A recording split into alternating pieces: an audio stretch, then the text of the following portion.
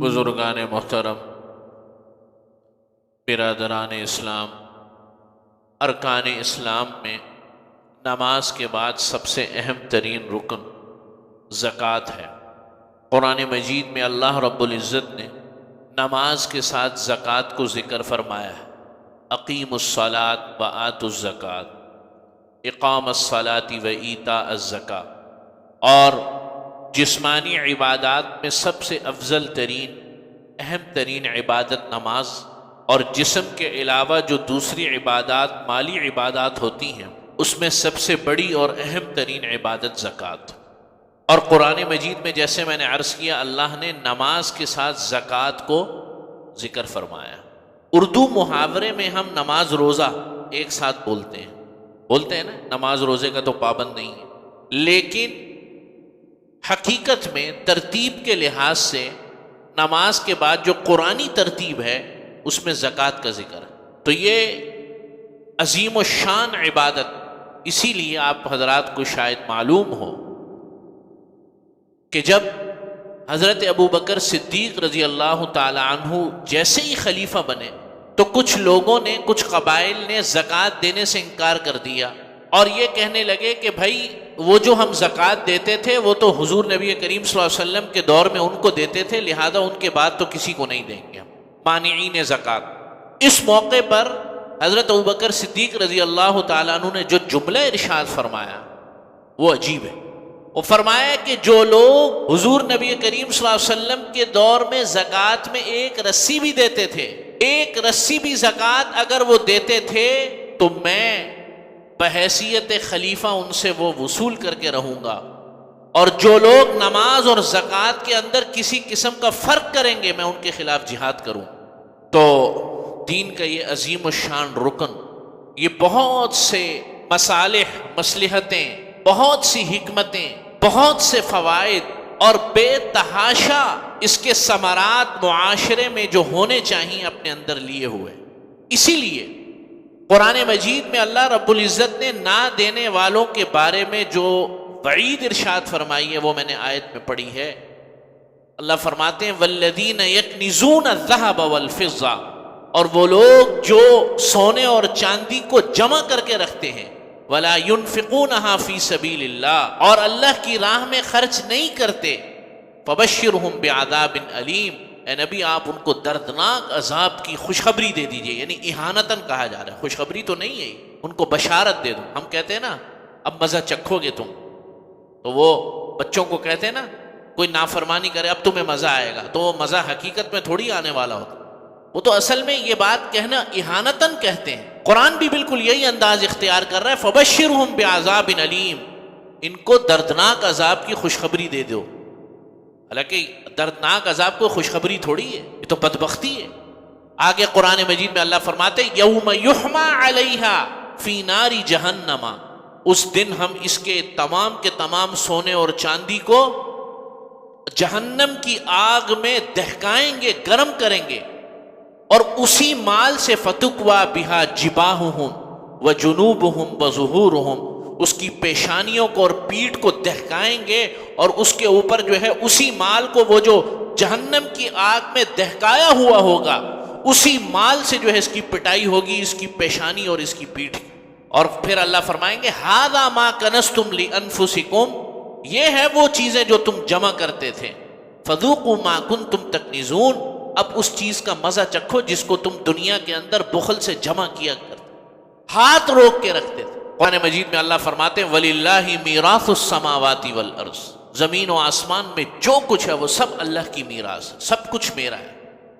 انسان جب دنیا میں پیدا ہوا بغیر کپڑوں کے آتا ہے، برہنہ حالت میں آتا ہے، پھر ایک وقت آتا ہے بڑا ہوتا ہے، جسم پر کپڑے ہیں، اور پھر وقت گزرتا رہتا ہے، شباب میں آتا ہے، اس کی ضروریات پوری ہو رہی ہوتی ہیں، بڑا ہوتا ہے، یہاں تک کہ جب اس دنیا سے رخصت ہونے والا ہوتا ہے تو اس کے گھر میں ہر چیز موجود ہے، استحقاق سے زیادہ موجود ہے۔ اللہ فرما رہے ہیں کہ یہ سب کچھ ہے تو ہمارا، سب کچھ ہمارا ہے، لیکن ہم نے تمہیں استعمال کے لیے دیا ہے۔ اس استعمال میں سے 2.5% اللہ کی راہ میں دے دو، بس صرف 2.5%. یہ مہنگا سودا ہے. اور 2.5% بھی اللہ کی راہ میں ہمیں دے دو، اور ہمارا یہ وعدہ ہے ہم اس کو اضعافا مضاعفا دگنا کر کے لوٹا کر تمہیں واپس کریں گے، دنیا میں بھی اور آخرت میں. دنیا میں برکت کی صورت میں، اور آخرت میں ثواب کی صورت میں، اور آخرت میں جنتوں کی صورت میں. کیسے ہم دنیا کے اندر پلاننگ کرتے ہیں کہ 10 سال کے بعد بھئی یہ جگہ پہ میں فلاں پلاٹ لے لوں گا، 10 سال کے بعد یہ اتنی قیمت میں ہو جائے گا، پھر وہ بیچ کے فلاں جگہ پہ لے لوں گا، پھر یہ کر لوں گا. کرتے ہیں نا انسان اپنے دائرہ کار میں استطاعت میں رہتے ہوئے پلاننگ کرتا ہے نا. اللہ فرما رہے ہیں کہ یہ ہمارے ساتھ پلاننگ کرو. دنیا تو دھوکے دیتی ہے، دنیا تو قدم قدم پر جو ہے وہ فراڈ کرتی ہے، چوری چکاری کرتی ہے، امانت میں خیانت کرتی ہے. اللہ رب العزت کی ذات کہتے ہیں میرے ساتھ پلاننگ کرو، دیکھو کیسے بڑھا کر دوں گا تمہیں. تو اللہ کی پلاننگ پر ہمیں یقین نہیں ہے، دنیا کی پلاننگ پر یقین، اور کچھ زیادہ بھی نہیں. 4 چیزوں پر زکوٰۃ ہے، 4 چیزوں پر. نمبر 1 سونے پر، چاہے زیورات کی شکل میں ہو یا ڈلی کی صورت میں ہو، کسی بھی شکل میں ہو. سونا اور چاندی یہ 2 چیزیں ہو گئیں. چنانچہ سونا اور چاندی کسی بھی شکل میں ہو، زیورات کی شکل میں ہو، برتن کی شکل میں ہو، اس کے اوپر زکوٰۃ ہے. اور تیسری چیز کیش ہو، نقدی ہو. اور چوتھی مال تجارت ہو. مال تجارت وہ مال کہ جس کو بیچنے کی نیت سے خریدا ہوا ہو. 2 چیزیں اور بھی ہیں لیکن یہاں پر وہ مجمع بیٹھا ہوا نہیں ہے. وہ زراعت یعنی کہ کھیتی باڑی پر جسے عشر کہا جاتا ہے، اور دوسرا جانوروں پر. چونکہ مجمع نہیں ہے اس لیے میں نے یہ 4 چیزیں عرض کی.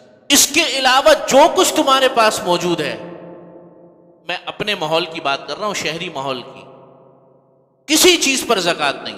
چنانچہ آپ کے پاس اپنی ذاتی استعمال کی گاڑی ہے، بے شک وہ 5 کروڑ روپے کی بھی ہے، زکوٰۃ نہیں ہے. گھر کے اندر فرنیچر ہے، زکوٰۃ نہیں ہے. گھر کے اندر مشینری رکھی ہوئی ہے، فریج رکھا ہوا ہے، واشنگ مشین رکھی ہوئی ہے، مائکرو ویو رکھا ہوا ہے، مائکرو اوون رکھا ہوا ہے، طرح طرح کی مشینری گھر میں رکھی ہوئی ہے. 1 سال بعد استعمال ہو یا 5 سال بعد استعمال ہو یا سال میں 3 دفعہ استعمال ہو، زکوٰۃ نہیں ہے. 4 لاکھ روپے کا آئی فون رکھا ہوا ہے، زکوٰۃ نہیں ہے. سمجھ رہے میری بات؟ گاڑیاں 3-4 رکھی ہوئی ہیں، استعمال کی نیت سے لی ہیں، بے شک کھڑی ہوئی ہیں، لی استعمال کی نیت سے، بیچنے کی نیت سے، کاروبار کی نیت سے نہیں لی. 2-3 ہے، کھڑی رہتی ہے 2 مہینے 3 مہینے، زکوٰۃ نہیں ہے. 4-5 پلاٹ رکھے ہوئے ہیں، اس نیت سے رکھے ہوئے ہیں کہ بچوں کو دے دوں گا، بیچنے کی نیت سے نہیں لیے ہوئے، کسی پر بھی زکوٰۃ نہیں ہے. کیسا اللہ کا فضل ہے.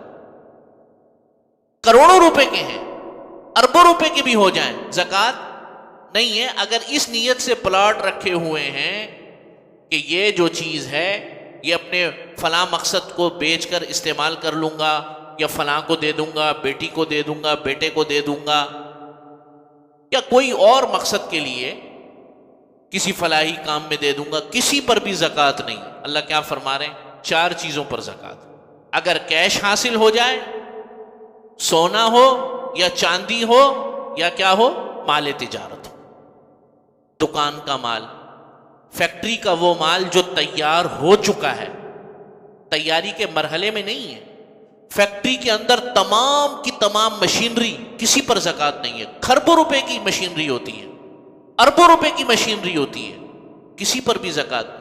ہاں جب مال تیار ہو کر پروڈکشن سے نکل کر تیار پیکنگ صورت میں بیچنے کے قابل ہو گیا، اب اس کو زکوٰۃ میں گنا جائے. کیسے اللہ رب العزت پھر بھی یہ فرض ہم سے ادا نہیں ہوتا، یا اگر ادا ہوتا ہے تو اہتمام سے ادا نہیں ہوتا.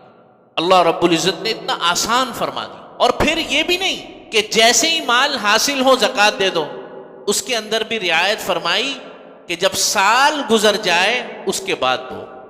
صاحب نصاب ہو گئے، اس صاحب نصاب جس تاریخ کو ہوئے، اس تاریخ سے لے کر جب اگلا سال پورا 1 سال جب گزر جائے گا، اس کے بعد اس مال پر زکوٰۃ دو. اس میں بھی اگر درمیانے سال میں مال ختم ہو گیا، بالکل ختم ہو گیا، اور اگلے اس سال کی تاریخ آنے تک اتنا مال نہیں تھا جو کہ صاحب نصاب کے لیے ہونا چاہیے، اس پر بھی زکوٰۃ نہیں. سہولت ہی سہولت.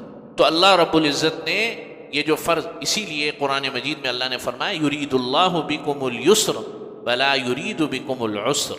اللہ تعالیٰ تمہارے لیے آسانی چاہتے ہیں، آسان ترین معاملہ کرنا چاہتے ہیں. وَلَا يُرِيدُ بِكُمُ الْعُسْرَ، تمہارے لیے تنگی نہیں چاہتے. روزے کے معاملے میں ارشاد فرمایا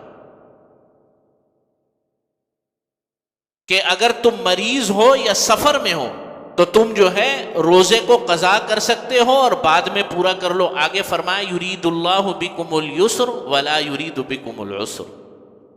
مفسرین فرماتے ہیں یہ صرف روزے کے ساتھ مخصوص نہیں ہے، بلکہ اسلام کی تمام ترین اہم ترین جتنی بھی عبادتیں ہیں سب کے ساتھ اللہ کا یہی معاملہ کہ آسانی والی بات اللہ رب العزت نے آسان کر کے اس امت کو تمام کی تمام چیزیں عطا فرمائی، عبادتوں میں آسانی پیدا فرمائی. قرآن مجید میں اللہ فرماتے ہیں وَلَا يَحْسَبَنَّ الَّذِينَ يَبْخَلُونَ بِمَا آتَاهُمُ اللَّهُ مِنْ فَضْلِهِ هُوَ خَيْرًا لَهُمْ بَلْ هُوَ شَرٌّ لَهُمْ. اور وہ لوگ وَلَا يَحْسَبَنَّ، وہ لوگ یہ گمان نہ کریں، يَبْخَلُونَ بِمَا آتَاهُمُ اللَّهُ مِنْ فَضْلِهِ کہ ہم نے اپنے فضل سے، اللہ نے اپنے فضل سے جو کچھ انہیں عطا فرمایا ہے اور اس میں وہ بخل کر رہے ہیں، اس میں وہ کنجوسی کر رہے ہیں جو ہم نے ان کے اوپر واجب اور فرض قرار دیا ہے. سمجھ رہے ہیں بات؟ وہ لوگ یہ گمان نہ کریں کہ ہوا خیر لہم، کہ یہ بہت اچھا کام کر رہے ہیں، وہ بل ہوا شر لہم، بہت ہی برا کام کر رہے ہیں. سیطوقون ما بخلوا به یوم القیامہ، قیامت کے دن ان کے اس مال کو ان کے گلے کا طوق بنا کر میں رکھ دوں گا سامنے. سیطوقون ما بخلوا به یوم القیامہ، اس بات پر کہ میرے دیے ہوئے میں سے میں نے تھوڑا سا کہا، دیا بھی میرا ہوا، عطا بھی میرا کردہ، اس میں سے کچھ میں نے کہا کہ اس کو فرض ادا کرو. دونوں نے ایسا نہیں کیا. سیطوقون ما بخلوا به یوم القیامہ، قیامت کے دن سارے کا سارا مال ان کا طوق بنا کر میں لٹکا دوں گا گلے میں. وَلِلَّهِ مِيرَاثُ السَّمَاوَاتِ وَالْأَرْضِ، اس لیے کہ تمام کی تمام چیزیں تو یہ کائنات، یہ دولت، یہ بینک بیلنس، یہ اسباب، پیسہ پیدا کرنے کے جتنے بھی اسباب ہیں، یہ فیکٹریوں کے اسباب، یہ صنعتوں کے اسباب، دکانداری کے اسباب، یہ سارے کے سارے پیدا کرتا تو ہمارے ہیں، ہماری میراث ہے. تو جب اللہ کی میراث ہے، جب اللہ کا عطا کردہ ہوا ہے، اور جب انسان اس دنیا سے جاتا ہے تب بھی سب کچھ چھوڑ چھاڑ کر جاتا ہے، تو اس کے اندر بخل کرنا اور اس فرض کو ادا نہ کرنا یہ کتنی بڑی محرومی کی بات ہے. چنانچہ زکوٰۃ کو ادا بھی کرنا ہے اور اہتمام کے ساتھ بھی ادا کرنا. اور اس معاملے کے اندر کچھ بڑی غلط فہمی ہے، مثلا کہ جب رمضان المبارک شروع ہوگا تبھی ادا کرنا ہے.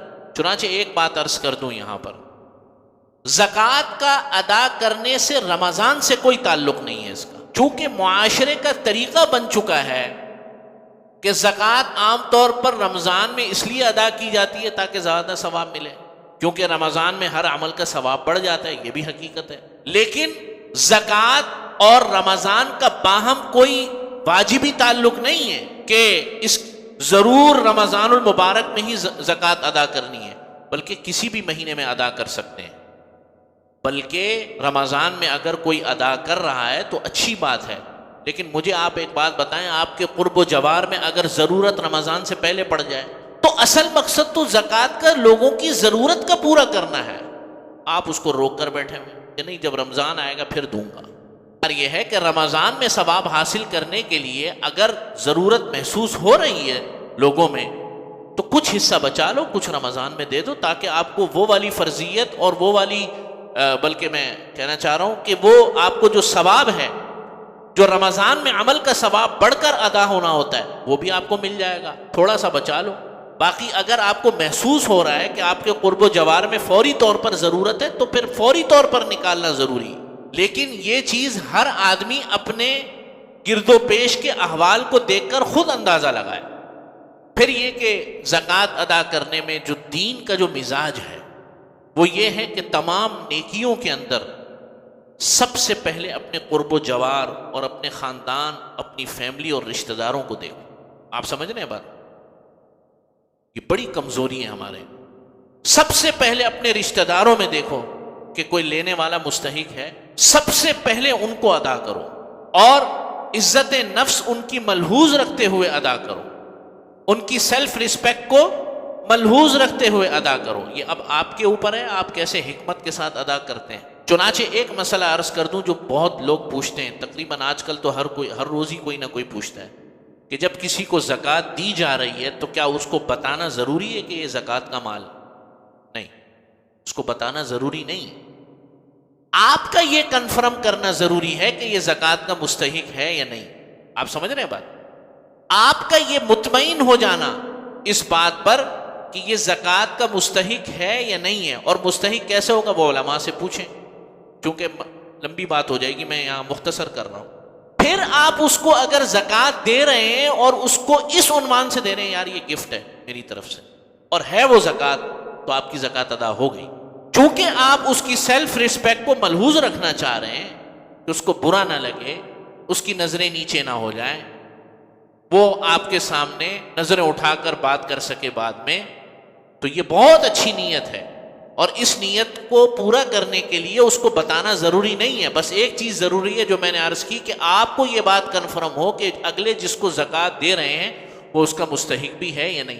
پھر آپ اس کو کسی بھی عنوان سے دے دو، یہ جی یہ میری طرف سے تعاون ہے، یہ بھی ایک لفظ ہے، یہ میری طرف سے چھوٹا سا ہدیہ آپ کے لیے ہے، وہ زکوٰۃ، لیکن آپ کی زکوٰۃ ادا ہو گئی، آپ اس کو کوئی بھی عنوان دے رہے ہیں۔ یہ چھوٹی چھوٹی چیزیں ہیں۔ اور پھر یہ کہ زکوٰۃ ادا کرتے وقت اس بات کا بھی خیال رکھنا ہے خصوصی طور پر کہ خاص طور پر جو لوگ اداروں میں دیتے ہیں، ویلفیئر ٹرسٹ میں دیتے ہیں، آرگنائزیشنز میں دیتے ہیں، این جی اوز میں دیتے ہیں، کیونکہ زکوٰۃ ایسی عبادت ہے جو کہ صرف مسلمان کو دی جا سکتی ہے۔ اس بات کا خصوصی لحاظ رکھتے ہوئے کہ جن این جی اوز کو یا جن ویلفیئر ٹرسٹ کو یا جن اداروں کو آپ دے رہے ہیں کہ وہ اس کے اندر تقسیم کرتے وقت مسلمان غیر مسلم کا فرق رکھتے ہیں یا نہیں رکھتے۔ ہسپتالوں میں بھی آج کل زکوٰۃ دی جا رہی ہے، چنانچہ بعض ہسپتالوں میں باقاعدہ شریعہ کمپلائنس بورڈ ہے، آپ ان میں دے سکتے ہیں، لیکن اکثر ادارے اس کا لحاظ نہیں رکھتے۔ اکثر ہسپتال، اکثر کی بات کر رہا ہوں، کچھ ہیں میرے علم میں، جیسے انڈس ہسپتال ہے، ان کے ہاں بڑا مستحکم اور مضبوط نظام ہے کہ وہ اپنی زکوٰۃ کے معاملے کے اندر باقاعدہ علماء کا ایک بورڈ بٹھایا ہوا ہے کہ یہ زکوٰۃ کے پیسے ہیں، اس سے علاج مسلمان مریضوں کا ہوگا یا مسلمان مریضوں کی دوائیوں کا انتظام ہو۔ آپ سمجھ رہے ہیں؟ عطیہ جو ہوتا ہے، عطیہ ڈونیشن جسے کہتے ہیں ہمارے یہاں، اس میں آپ وہ جب آپ ڈونیشن یا عطیہ کی نیت سے دیتے ہیں تو وہ مسلمان غیر مسلم کسی پر بھی لگ سکتی ہے، اس میں فرق کرنا کوئی ضروری نہیں ہے۔ لیکن زکوٰۃ اور صدقات واجبہ، وہ صدقہ جو واجب ہوتا ہے، اس کے اندر ضروری ہے کہ اس بات کو طے کر لیا جائے کہ جس کو دیا جا رہا ہے یا جہاں خرچ کیا جا رہا ہے وہ مسلمان ہو۔ تو بہرحال یہ کچھ ضروری چیزیں آپ حضرات کے سامنے عرض کرنی تھی کہ 4 چیزوں میں زکوٰۃ ہے، بس سونا، چاندی، کیش اور مال تجارت، جو ہمارے 2 چیزیں اور ہیں لیکن وہ ہمارے ماحول میں نہیں ہیں، جیسے کہ زراعت پر اور اسی طرح جانوروں پر۔ ان 4 چیزوں پر زکوٰۃ ہے، وہ بھی سال گزرنے کے بعد، اور وہ بھی اس وقت جب سال مکمل ہو تو اتنا مال صاحب نصاب جو سال شروع ہوا تھا اس وقت اب موجود ہو، اب آپ زکوٰۃ ادا کریں گے 2.5% کے حساب سے، یا 40واں حصہ 40واں حصہ اور 2.5% ایک ہی ہوتا ہے۔ اللہ سے دعا ہے توفیق عمل نصیب فرمائے، وآخر دعوانا